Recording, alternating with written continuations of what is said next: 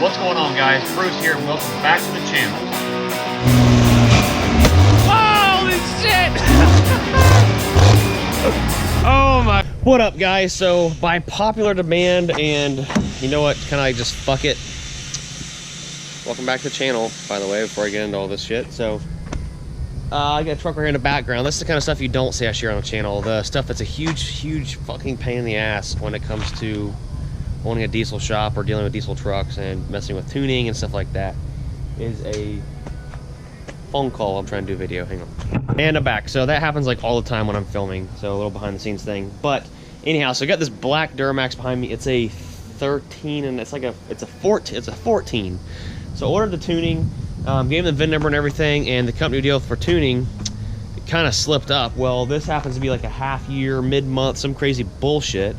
And this truck doesn't have rear wheel speed sensors on each rear tire, and 14 trucks do. So whenever they sent the tuning to me, and I got interrupted once again, so I forgot where I was at. So anyways, wrong tune, no wheel speed sensors, blah blah blah. So we throwing codes for ABS module, so I put an ABS module in it. Didn't fix it. Put a rear wheel speed sensor in it, and the transfer case didn't fix it. Tested all the wiring, everything. So I tested the wiring first, and I just put the module and speed sensor in it. Didn't fix it. Took it to the dealership, programmed it. Still didn't freaking fix it. So we did some more research and found it's a split month on this truck, and got a hold of the company we deal with tuning, and they didn't decode the VIN number far enough to the exact month. So come to find out, I had the wrong tune the whole time. So got the new EFI Live tune loaded in the truck. Gotta go test drive it. So even though I'm out like $100 with a diag time at the dealership for using their computer to test a couple things, and a $200 ABS module, and like 6 hours of my own time. Yeah, this is what really sucks. It's one of the shitty things. So this ruined my day, ruined my week. But hopefully it's fixed. We're gonna go test drive it now and see if they take care of the problem. So, all right, so I'm in this black Duramax. The ABS problem went away. No more codes, no more lights, but it does have a shutoff issue where driving down the road or startup just randomly fucking shuts off. So driving down the road now, I'm gonna got my scanner hooked to it, looking at rail pressure. These trucks do have the CP4 injection pump on the LML, which is 11 to current, I think, yeah. So trying to figure out what the hell's going on with it, because this thing has been nothing but freaking frustrating as hell. So, I'm trying to figure it out. I did just leave the gym, actually. I've started going to the gym. This is doing some really weird shit. I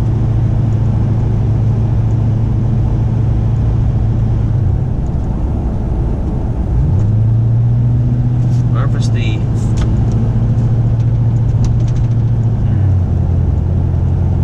Yeah, this is really weird.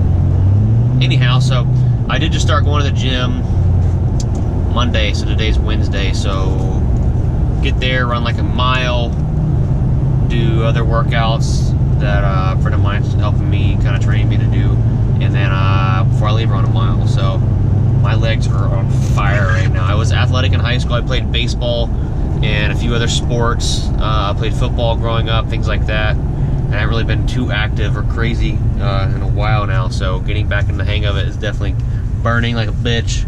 But I am drinking nothing but water. I've cut out like all my breads, grains, stuff like that. I'm just trying to eat healthier too, because I actually am starting to feel better. I know it's only been like a week since I started eating different, but I feel better overall. So yeah, hopefully I can figure out what the hell's wrong with this piece of shit, because this thing has been driving me up the freaking wall. So I'm working on the black Duramax. I'm 99, I say 99% sure I found a problem all the time, but I found the fucking problem.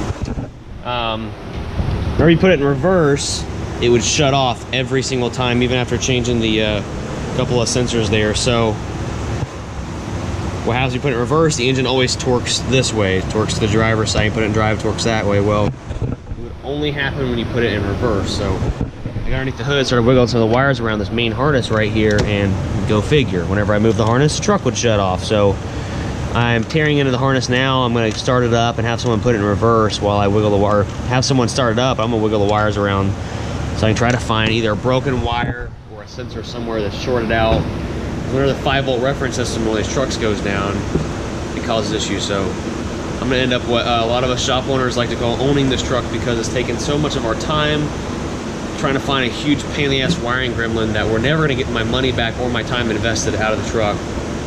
But just to get it fixed and get it the hell out of our shop and move on to the next vehicle to make a living and make money. So I'm gonna find the wiring problem, get this thing fixed up and get it out of here. And then we're gonna get started on building this engine here in a moment. So Brian and I have got the rods and pistons and the long block all together. I know some of you are probably gonna want to criticize us and say that we didn't get the block surfaced. The block didn't really need surface. Everything's nice and clean and honestly smooth as glass. It's just stained. So now we're gonna get the head studs put in it and get the head gasket put on there and go ahead and get the head torqued down. And then finish putting the bottom end and then go to the top end. But I want to go ahead and get the head put on, at least get it sealed up. And then we'll get the oil pan put on it and go from there. So now we've got 425 head studs. We're going to go ahead and get the gasket on there, and then get the studs put in it, and then set the head on it, and get this thing torqued down and sealed all the way up. It's going in a customer's truck very, very soon in the next week or so. So stay tuned. You'll get to see this thing start up for the first time. So that'll be pretty cool. But a couple baseline ideas. This is a stock rebuild engine. Well, I say stock. It's a stock rebuild bottom end and top end, other than we're doing studs. This engine will be getting 85% over, or 85% over injector is a 10mm injection pump, along with a S464, S467 Charger. I have to look over there. I don't remember what we got for it exactly, but oh, and a cam. So yeah, that's cool too. So I've got the old cam pressed off of the factory gear. We're gonna press the new cam on. But Brian, have you ever dropped a Cummins camshaft? Nope. So when you drop these camshafts, they like explode into like a million pieces. We're gonna try it.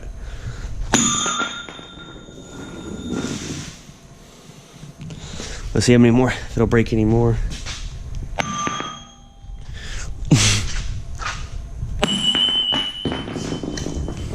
This piece went flying. Alright, there we went, 3 pieces. I don't know why there's cams everywhere in the shop. We got the headset on it, we got the studs, we're going to put the studs in one by one, then we're going to get them all put in, then run them all down. Right now the head's kind of chilling on there with the dowels. So I'm gonna come over here and get, I had a razor blade somewhere. Get the new cam cut out of the packaging that it's in and get it pressed onto the gear. New cam right there. Cam gear, gonna get it pressed on there. And send her. Alright, so I've got the cam pressed on the gear. And I've got a, well, let me grab a piece of the cam that I exploded everywhere. Because it's all over the shop. Well, there's a piece, so it's a little dirty, but I just want to compare it. So you see the new cam, which is a billet cam, and we have the factory cast cam. You can kind of see the cast iron there and see the difference. We have a billet cam, nice pretty one, and old shitty Cummins one. It's cast steel right there. So there's the new one. We've almost got all the head studs in the block. We're gonna start working that head down. So we've got the Cummins all assembled, the 6.7 Cummins. We've got it all painted up nice and red. Just got done cleaning the D&J Precision Machine billet front cover. Got all the oversized push rods, valve springs, and 625 head studs, as you can see right there. Man, those things sure are pretty. And we're gonna get the nipple covers off of the injection lines. We're gonna get started on putting the rest of this thing together. We do have a used coolant bypass going on this engine, and also this engine is actually for a good friend of mine and a customer. I've got a BD Diesel grid heater delete plate. Since he does live in Florida, I'm going to be putting that on the engine also. And then after that, it's pretty much just button up a couple small things, and this thing will be done tomorrow. The turbo will be on it, valve cover will be on it, everything will be ready to rock. So pretty much completed this 6.7 Cummins engine. It does have 85% over injectors, I think I've already said that, and putting a 10mm CP3 on it. So everyone's been asking where's Brad at. There's Brad. Hey. He's getting fat. His girlfriend's pregnant, so he's been working. Fiance, oh shit, that's right. Fiance. Anyhow, so yeah, Cummins almost complete. Gotta clean the shop up, man. It's a mess. What the fuck are you doing over there? What? I'm about to start videoing.